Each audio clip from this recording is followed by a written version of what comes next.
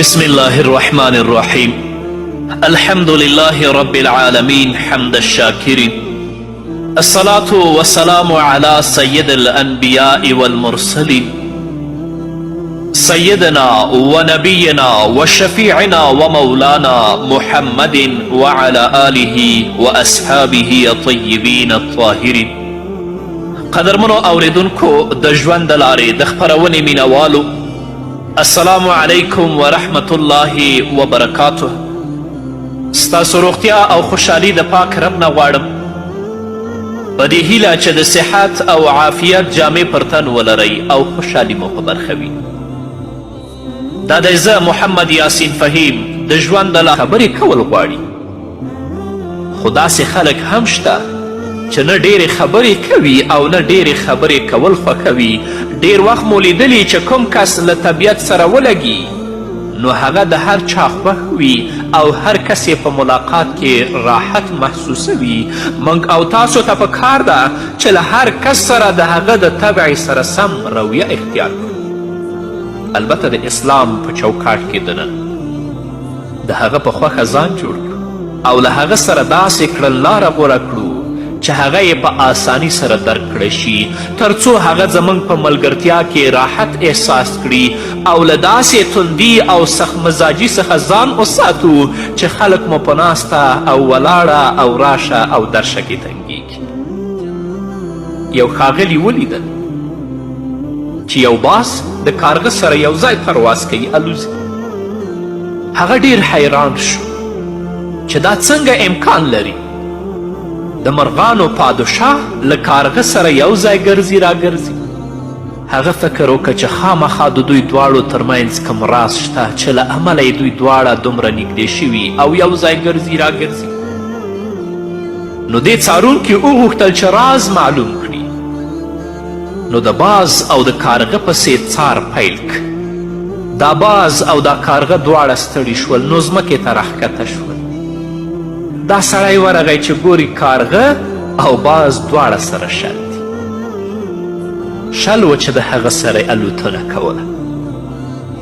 که شل نه وی د هغه سره الوتنه نه کوله، بلکې هغه په خپلو پنجاډو باندې هغه زخمی کوه او د هغه غوښه یې خوړله. نو که اولاد په دې پوه شي چې پلار یې ډیرې خبرې کول نه خوښوي، نو اولاد ته پکار ده چې دوی هم د ډیرو او بېځایه خبرو څخه ډډه وکړي، تر څو یې پلار خوښ شي، له دوی سره محبت وکړي او په ناسته او ولاړه کې راحت محسوس کړي. همدارنګه که ښځه په دې پوه شي چې خاوند یې لږه خندا او مسکا خوښوي، نو هغې ته پکار ده چې د خاوند په مخ کې مسکی او خوشحاله وي، ډیر ونه خاندي. او که دا میرمن په دې پوه شي چې خاوند یې بېځایه خندا او ټوقې نه خوښوي، نو دې ته پکار ده چې له ډیرې خندا څخه ځان وساتي. انسان باید همدغه کړنلاره د هر کس لپاره غوره کړي، هر چاته په لیدلو سره د هغه د طبع وړ رویه اختیار کړي، له ګاونډیو، ملګرو، خپلوانو او د ژوند په هره برخه کې له هر چا سره د هغه د طبیعت سره سم کړنه وکړي، ځکه مزاجونه مختلف او ډیر دي، دومره ډیر چې انسان یې د معلومولو اندازه څه چې فکر یې هم نشي کولی. علامه عریفي په خپل کتاب کې لیکي چې یوه نیکه ښځه زما د یو ملګري مور وه. دې نیکې ښځې به تل د خپل د دې زوی ستاینه کوله او د خپل د دې زوی سره به په ناسته او ولاړه کې ډیره خوشحاله وه او زړه به یې غوښتل چې د خپل دې زوی سره ډیرې خبرې وکړي. نورو بچیو هم له دې مور سره ښه سلوک کاوه، خو د دې زړه له همدې یو زوی سره تړلی و. ما غوښتل چې د ښځې د دې کړنې او عمل راز معلوم کړم. یوه ورځ زه د هغې نیکې ښځې د همدغه زوی سره په یو محفل کې ناست وم. نو ما د دې ځوان نه د مور د دې رویې په اړه پوښتنه وکړه چې ولې دا مور تل د ستا ستاینه کوي او تا سره په ناسته او لیدنه کې خوشحاله وي او زړه یې غواړي چې تل تا سره خبرې وکړي، راز په څه کې دی؟ نو هغه ځوان په ځواب کې راته وویلې اصله خبره دا ده چې زما نور رونه زما د مور له مزاجه خبر نه دي له همدې امله کله چې هغوی له مور سره کینی نو په څو دقیقو کې مور او هغوی د یو بل په ناسته تنګ شي. بیا مې پوښتنه وکړه آیا تا د خپلې مور د طبیعت راز ترلاسه کړی؟ هغه ځوان په خندا شو او ویلې هو زه تا ته هغه راز وایم. خبره دا ده چې زما مور هم د خپل عمر د نورو بډیو په څیر د ښځو په موضوع باندې خبرې کول خوښوي. هغه یوازې د ښځو له معاملاتو سره علاقه لري. بس دا وایي د پلانکۍ ښځې واده څه وخت وشو، هغه بله ولې او څه وخت طلاقه شوه، د هغې بلې لومړنی زوی څه وخت وشو او نوم یې څه دی، د بر کلي ښځه خپل کوم زوی سره ډیره مینه لري او د کوز کلي تر ټولو بوډۍ ښځه څوک او څو کلنه ده. دا ټولې هغه خبرې دي چې زما لپاره بېمعنا او بیکاره دي، خو زه یې له خپلې مور سره یوازې د هغې د خوښي لپاره کوم. له دې سره هغې ته د خپلو معلوماتو د لرلو او نه لرلو قدر او قیمت هم معلومیږي. او رښتیا هم دا هغه معلومات دي چې موږ او تاسې نه د کمې رسنۍ نه اورو او نه یې د نوې ټکنالوژۍ له لارې لاسته راوړی شو. نو هغه ځوان وایي زه چې کله له خپلې مور څخه داسې پوښتنې کوم او هغه یې په بشپړه توګه ځوابونه راکوي نو فکر کوي، زما مور دا فکر کوي چې زه د داسې پوښتنو په اړه داسې ځوابونه او معلومات ورکوم چې نه له ما نه وړاندې چا ورکړي او نه به یې له ما وروسته څوک ورکړي. همدې کار سره هغه خوشحالیږي او طبیعت یې لویږي. زه چې هر کله له هغې سره کینم نو همدغه موضوع څیړم.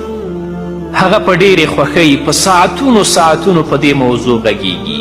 زما نور رونه د مور دا خبرې په غور او خوند سره نه اوري او د مور د خبرو کولو او معلوماتو ورکولو پر وخت یو خوا او بله خوا ګوري. د دوی دا طرز عمل د مور نه خوښیږي. پایله دا شي چې مور د هغوی په ناسته کې تنګه شي، خو زما په ناسته نه یوازې دا چې مور خوشحاله وي بلکه په ناسته کې مې د راحت احساس کوي. بس همدومره خبره ده چې ما سره مور ډیره مینه کوي. هو که چیرې ته د خپل مخاطب له طبیعت څخه واقف یې، د هغه د خوښي او ناخوښي په اړه درته معلومات وي، نو ته کولی شې چې د هغه زړه ځان لورې مایل کړي. د محمد رسول الله صلی الله علیه وسلم په کړنلاره کې دا صفات روښانه او ځلانده تر سترګو کیږي. رسول الله به کس ته په لیدلو سره رویه اختیاروله. په کور کې له خپلو میرمنو سره هم د رسول الله صلی الله علیه وسلم رویه د هغوی د طبیعتونو سره سمه. د مسند احمد او د ابن ماجه حدیث دی. ام المؤمنین عایشه صدیقه رضی الله تعالی عنها د پراخه زړه او پراخه طبیعت خاونده وه. رسول الله صلی الله علیه وسلم به دې سره د مسکا او خوشطبعي اظهار کوه. دا د یو وخت پیښه ده چې په یو سفر کې عایشه رضی الله تعالی عنها هم له رسول الله صلی الله علیه وسلم سره ملګرې وه. د بیرته راستنېدو پر وخت رسول الله صلی الله علیه وسلم مسلمانانو ته وویلې مخکې لاړ شئ. صحابه کرام وړاندې لاړل او عایشه مور رسول الله صلی الله علیه وسلم سره وروسته پاتې شو. ام المؤمنین حضرت عایشه رضی الله تعالی عنها د ځواني په درشل کې وه، چسته او چالاکه وه.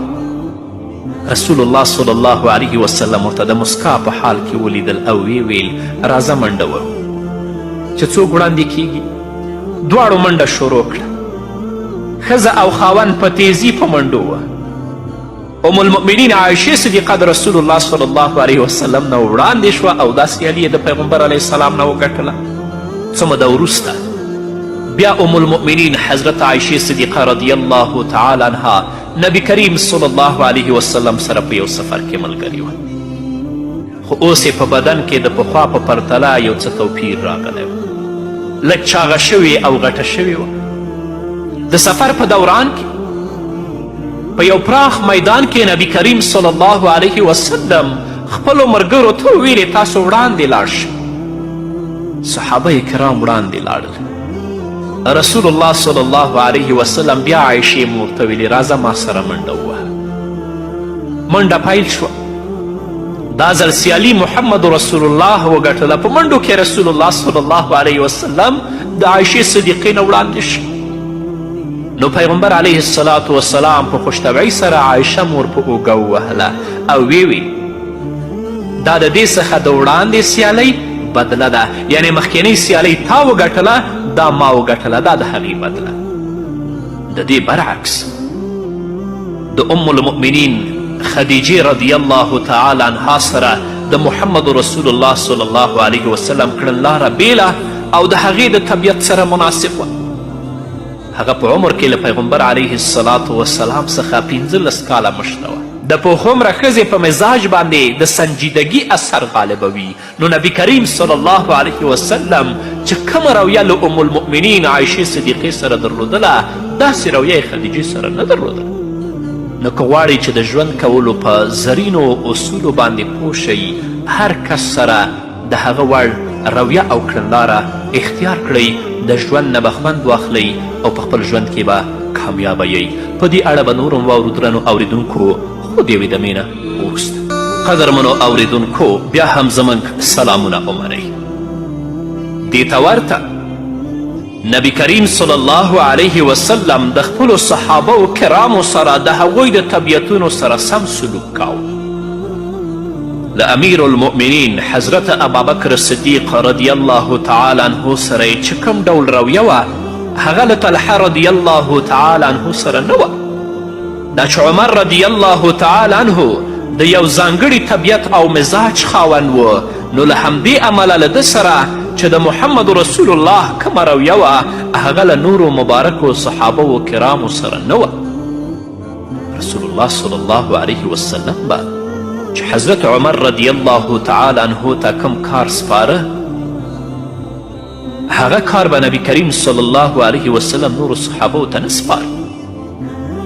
ابن هشام سیرت لیکي د بدر په ورځ چې نبی کریم صلی الله علیه وسلم د خپلو ملګرو سره د جنگ میدان ته لاړ، هلته د قریشو له وړاندې راتلو نه رسول الله صلی الله علیه وسلم خبر شو.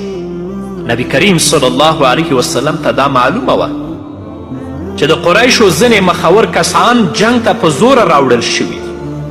هغوی به د جنگ په دوران کې د مسلمانانو مقابلې لپاره نه راوځي. نو نبی کریم صلی الله علیه وسلم د صحابه و کرامو په منځ کې ودرید او په لوړ غږ یې وویلې د بنو هاشمو او قریشو ځینې خلک زه پیژنم چې د جنگ میدان ته په زور راوړل شوي دي. هغوی له موږ سره جنگ کول نه غواړي. نو له تاسو څخه چې هر یو د بنو هاشمو له کوم یو کس سره مخ شي هغه دې نه وژني. رسول الله ویلې له ابوالبختري بن هشام سره چې څوک مخ شو هغه دې نه وژني. د محمد رسول الله کاکا عباس بن عبدالمطلب چې له چا سره مخ شو هغه دې نه وژني، ځکه هغوی مجبور شوي او جنگ ته راوړل شوي دي. او په ځینې روایاتو کې خو راځي چې د رسول الله صلی الله علیه وسلم کاکا حضرت عباس دا وخت هم مسلمان شوی و، خو د ځینې مشکلاتو له امله اسلام پټ ساتلی و. هغه به د قریشو خبرونه نبی کریم صلی الله علیه وسلم ته راوړل. دا لومړی ځل چې مسلمانان او مشرکان د یو بل په وړاندې د مقابلې لپاره ودرېدلي وو.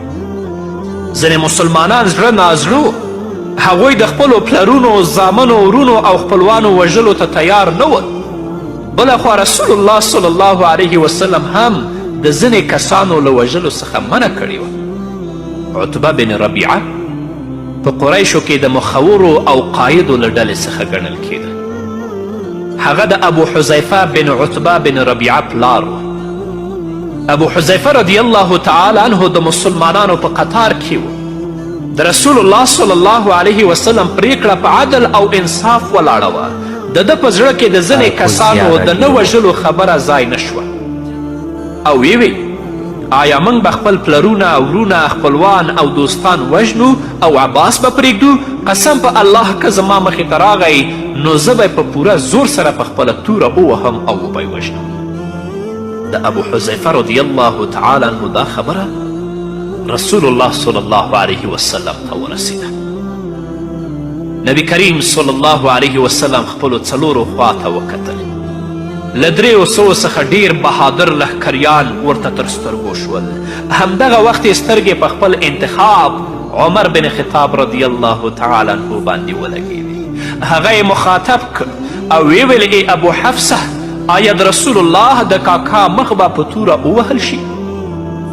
حضرت عمر رضی الله تعالی عنه وایي چې دا لومړی ځل و چې رسول الله صلی الله علیه وسلم ما ته په اسم کنیه آواز وکړه، ابو حفص یې راته وویلي. عمر رضی الله تعالی عنه د محمد رسول الله صلی الله علیه وسلم د وریځو د اشارو غلام او تابع و. هغه ته معلومات او د دې امر احساس یې درلود که یو اسکر د جنگ په میدان کې د قائد په پریکړه اعتراض وکړي او یا یې له امر څخه سرغړونه وکړي نو له هغه سره د هیڅ ډول نرمي کولو او یا هم د څه لحاظ کولو گنجایش نه وي.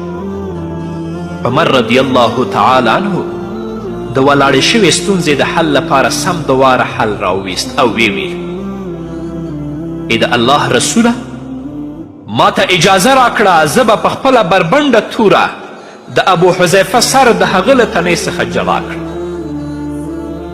خو نبی کریم صلی الله علیه وسلم دا اجازه ورنه کړه.